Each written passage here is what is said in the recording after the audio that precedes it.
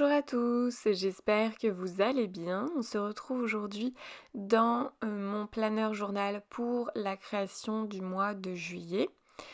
Alors pour ce mois-ci, je me suis souvenu que j'avais mis de côté, enfin j'avais acheté des tampons de chez Shoe and Flower en me disant tiens ça ferait sympa d'utiliser le gros canapé et la cheminée pour donner un petit peu une ambiance de, vous savez, les salles communes des maisons.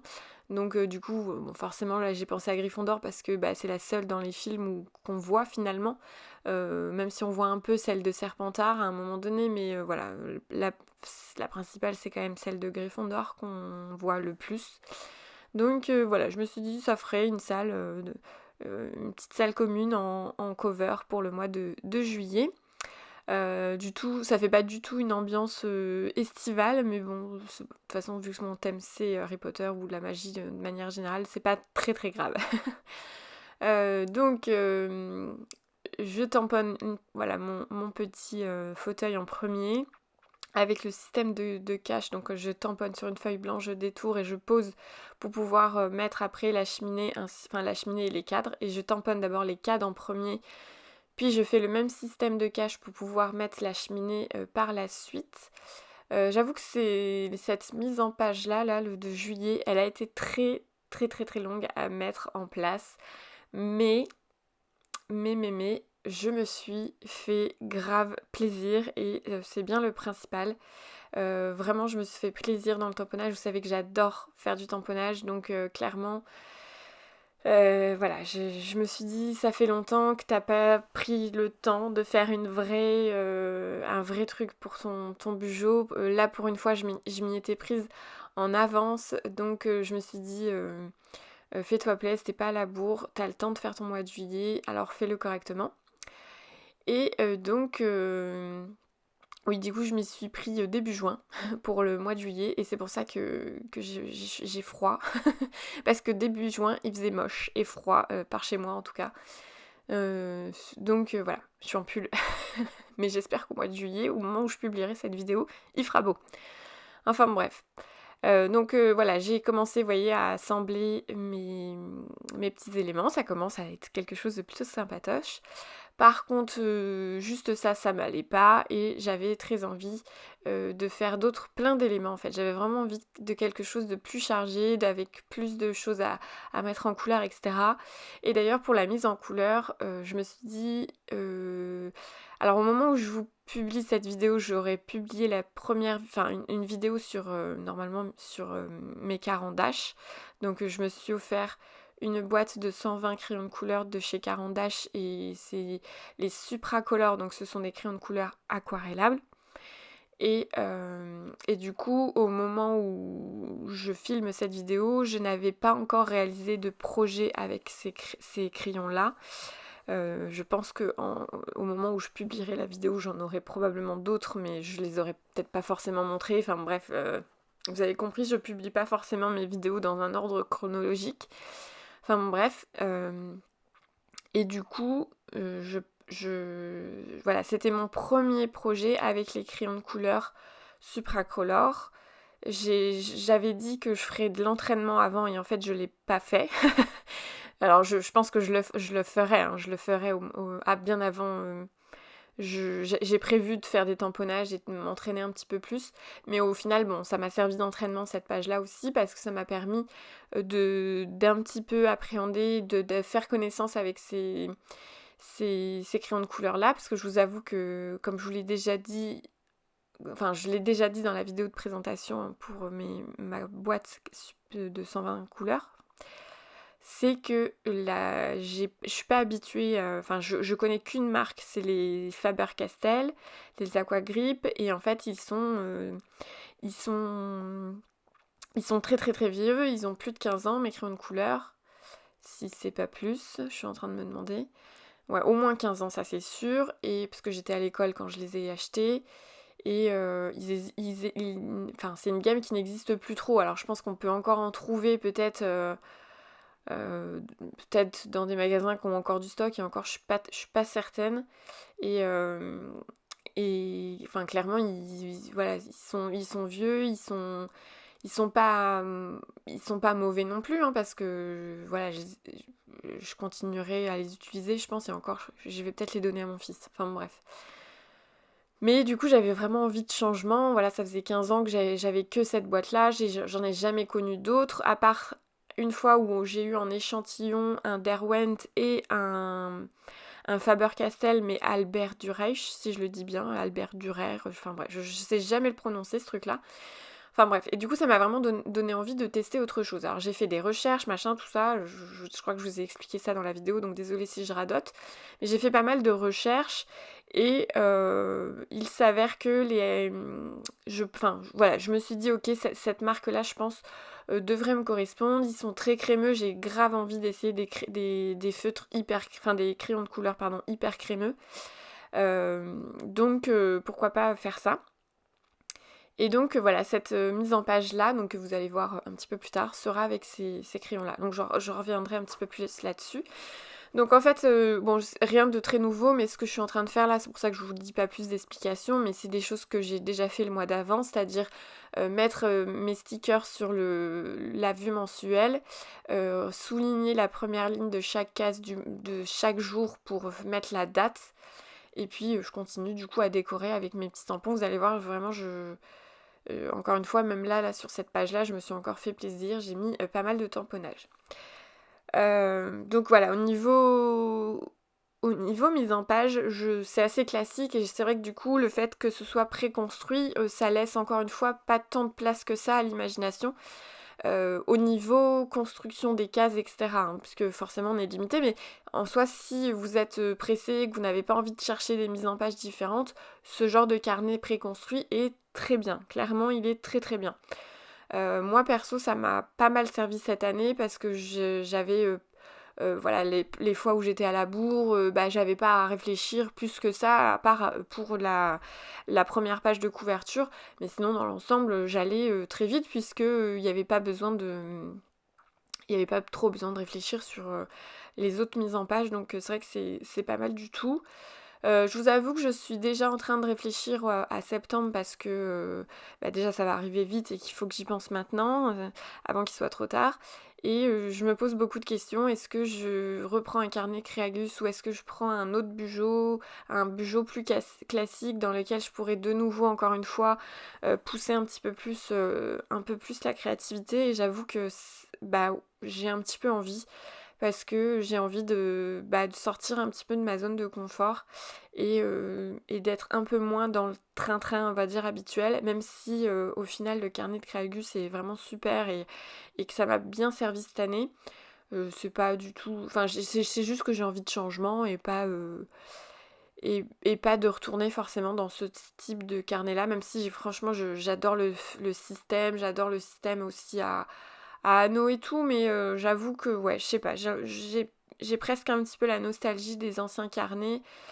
Bon, voilà, je réfléchis. Par contre, peut-être lui reprendre un carnet classique en petits points, parce que celui que, l'autre, je vous le montre plus du coup, mais je continue à l'utiliser très régulièrement. Je note plein de choses à l'intérieur. Et du coup, il est quand même bien entamé. Alors, je pourrais juste acheter une recharge à la limite, je sais pas. En fait, je sais pas encore. Voilà, je suis en pleine réflexion. Donc, je continue mes tamponnages. Voilà, j'ai alterné du coup. J'ai repris des éléments de la couverture. Donc, c'est pour ça que pareil, encore une fois, je vous explique pas tout ce qui est à l'écran, mais ça paraît un petit peu évident. On va passer du coup à la mise en couleur. Donc je reprends ma grande boîte de Supracolor. Alors j'avoue que c'est pas toujours évident parce que là actuellement dans l'endroit où je filme, il reste pas, enfin il est pas énorme l'endroit où je filme puisque mon atelier est quand même, il est pas si grand que ça et il est beaucoup concentré sur le même mur parce qu'il y a quand même, en fait mon atelier il est en long. Et du coup, il n'y a que deux murs que j'occupe en meubles. Après, derrière moi, c'est mes fenêtres. Et sur le côté, il y a la porte coulissante, donc on peut rien accrocher sur ce mur-là. Je peux pas fixer d'étagère, etc. Bon, enfin, moi, je vais pas m'étaler là-dessus, mais du coup, je suis quand même à l'étroit dans cet atelier. Alors j'ai la chance de l'avoir, donc je vais pas me plaindre non plus, mais j'ai encore une fois très hâte de déménager mon atelier pour avoir une autre disposition et pour pouvoir m'étaler un petit peu plus, surtout là où je vais filmer, j'aurai plus d'espace. Voilà, hein, comme mon atelier n'est pas totalement fini, l'isolation est à peine non, elle n'est pas terminée au moment où je vous parle, elle n'est pas 100% terminée, puisqu'en fait, il y a encore les radiateurs à poser, et du coup, forcément, on n'a pas clôturé tout. Enfin, tous les murs sont pas fermés. Donc je commence ma petite expérience avec mes supracolores.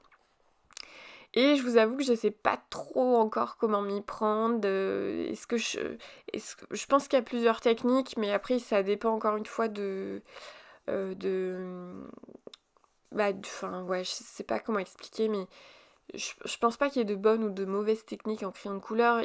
Un peu comme à l'aquarelle, ça dépend toujours du rendu qu'on veut faire.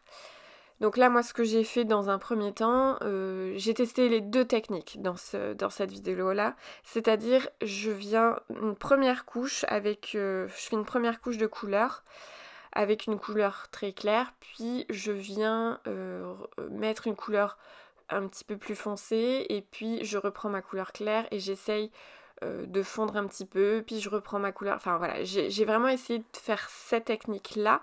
Puis après, j'ai fait une autre technique, c'est-à-dire de vraiment, par contre, ne pas colorier la totalité avec une couleur claire, mais plutôt venir vraiment faire un petit dégradé en mettant d'abord la couleur claire, puis la couleur intermédiaire, puis la couleur plus foncée, et essayer de fondre les deux couleurs à chaque fois qu'il y avait un petit dégradé. Donc c'était pas évident. Je vais pas vous donner pour l'instant de conseils parce que je suis vraiment en train d'essayer de m'habituer à ces nouveaux crayons de couleur là. Le seul truc que je peux vous dire par rapport aux anciens là, des Art Grip de chez Faber-Castell, c'est qu'il fallait que j'appuie un petit peu plus, hein, parce qu'ils étaient un petit peu plus secs. Alors ils étaient pas... Enfin, pour moi ils étaient entre le sec et entre le crémeux, voilà, ils étaient entre les deux, mais il fallait du coup quand même que j'insiste un petit peu, que j'hésite pas à passer plusieurs fois pour avoir de l'intensité. Là, clairement, il faut vraiment que j'effleure le papier pour que la couleur soit la plus douce possible, parce que sinon on est tout de suite dans de l'intensité, on est tout de suite dans une couleur très pigmentée, et du coup j'ai eu beaucoup de mal au début. Vraiment j'avais tendance à faire comme mes Art Grip, sauf que c'est pas du tout la même texture. Forcément ils n'ont pas la même composition, forcément que c'est aussi pour ça que il faut vraiment être plus léger, il faut vraiment avoir une main plus légère avec les supracolores. Et du coup j'ai eu vraiment beaucoup de mal à cause de ça au début. Et du coup c'est pour ça que je suis très contente d'avoir tamponné, voilà, la cheminée, je l'ai tamponnée une deuxième fois dans mes autres pages. Pareil pour le petit pot de fleurs, le fauteuil aussi, je l'ai retamponné, les fleurs aussi. Et en fait, ça m'a vraiment permis de m'entraîner au final dans cette mise en page-là et d'appréhender ces crayons de couleur-là. Et au fur et à mesure, je pense que j'ai un petit peu plus maîtrisé la chose. Alors...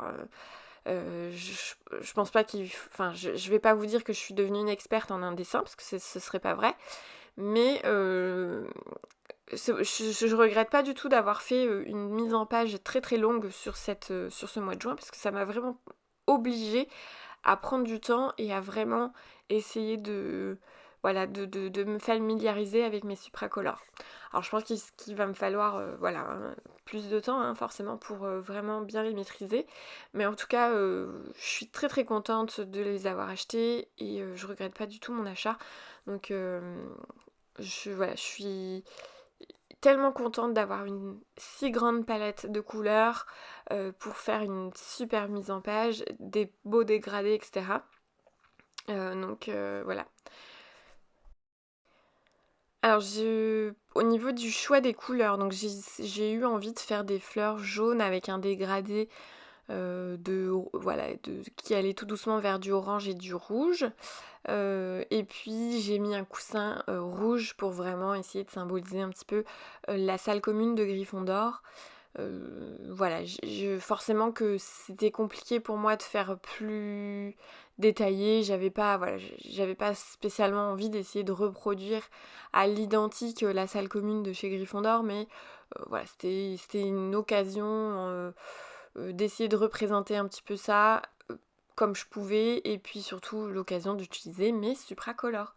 Donc pour une fois, pour le enfin le mot juillet, je n'ai pas utilisé mes tambours, j'aurais pu, mais je ne l'ai pas fait parce que le but était vraiment encore une fois, de me familiariser avec mes supracolores. Et donc là, je suis en train tout doucement de créer un petit dégradé de couleurs pour le mois de juillet. J'hésitais à faire un contour noir. Finalement, j'ai décidé de le laisser tel quel.